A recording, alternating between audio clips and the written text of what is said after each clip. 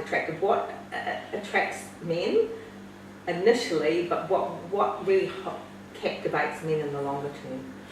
Well, and you can be honest. No, honestly, to start with, obviously it's a physical attraction. You know, when you see someone that you're obviously physically attracted to, but it doesn't always need to be necessarily looks. Some people will have a charisma or a presence, or the way they conduct themselves that oozes out of them when they walk past you. It doesn't always have to be about looks, even though it's a physical connection, I guess, that I'm talking about. That's a good point. And then, you know, once you get to know someone, obviously you click, someone you can have a joke with, someone you can laugh with, someone you can have a conversation with. I think that's important too. Yeah, kind of like your best friend that's the opposite sex, I think kind of would be a great thing to be in a relationship with. So ladies, it's just not all about what you look like, but it's an amazing looking guy that women throw themselves at him. Allegedly. and it's just not the physical look. So you don't have to be the most beautiful, stunning model, but you know, if you project a good energy and you're a great person, you've just got a great personality, and you're you, and you're happy. That's very important. That goes a long way, I think. It's very, very important. There's a lot of very good-looking people that there's no personality there, there's no clicking with. You can't go and sit and have coffee with a 10 out of 10 model who doesn't say anything. That's not fun. I don't care how pretty she is, it's boring. Yeah, and you get a lot of people that really can be very attractive, but they're not attractive on the inside. Self-love. Yeah. Self-love. Teddy loves. Teddy's in love. Teddy wants to hug. Teddy wants to be. I've been attacked by Teddy on camera. So, I didn't sign up for that. So another big thing I want to ask you about, okay. I mean personally, sex. I mean, all of us love sex, and that's who we are, we're human. But you know, these days, you meet someone and people just jump instantly into bed with someone, and then they start text sexing, and their relationship's all about sex.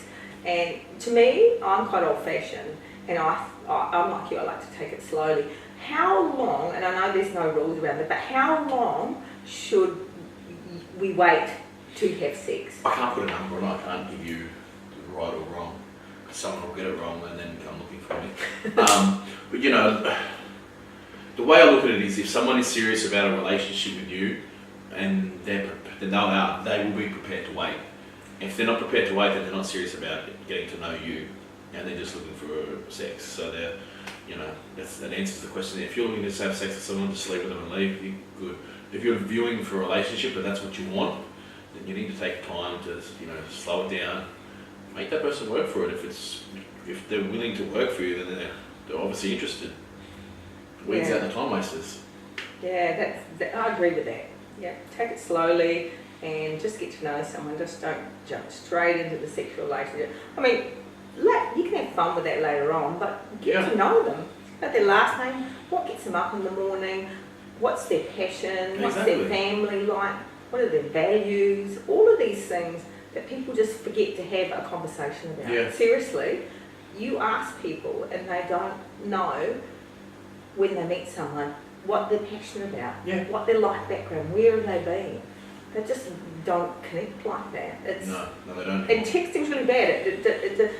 It stops you from having these authentic conversations because you're just short messaging people. Yep. And it's all about texting. No, I totally agree with you. It's too fake now. There's no one-on-one connection anymore. So no, it makes it really. I think that's what's lacking in people meeting and finding a meaningful relationship, and a relationship that works, is it's via social media or, you know, text messaging or a Tinder.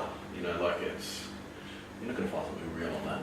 No, it's not. And then when you try to and you're disappointed, and you become disheartened, and then you give up. Switched off, give up, and then that's where you end up.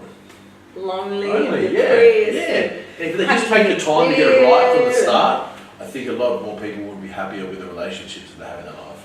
Yeah. I think you're right. I think really knowing what you want, what's really important to you, not looks, money, things, but how do you see your life, and how do you want that person to appear in your life, and how do you want them to behave in your life? Yep. I think that's key. Like your best friend. Yeah. You're not best friends with someone you don't connect with and enjoy their company. You know what, if you're looking for a serious relationship, you kind of need to be able to put up with that person in I all, know. you know what I mean? You've got to put up with them a lot. And if you don't get on with someone, how's that going to ever work?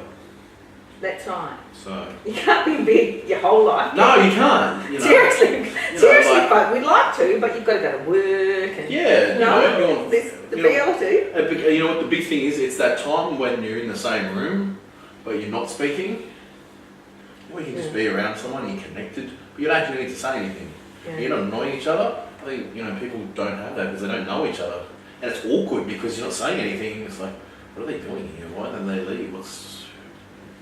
Who are you? Who are you? Who are you? What are you? I mean, I've seen you naked, but who are you? Like, who the fuck are you? Get out of here! get out! Get out of here! Get out of my house! No, but I mean that's probably it. You know what? Like that, there's no awkwardness because you know there's someone. I think that's why with Tinder and all these quick relationship things now that people do, they're not getting to know someone that well, and things get awkward. They move on to the next one, and around the merry-go-round they go. Yeah, the Tinder roulette. Let the Tinder roulette keep going. No, get off Tinder. Don't do that. Okay, that's fantastic. What?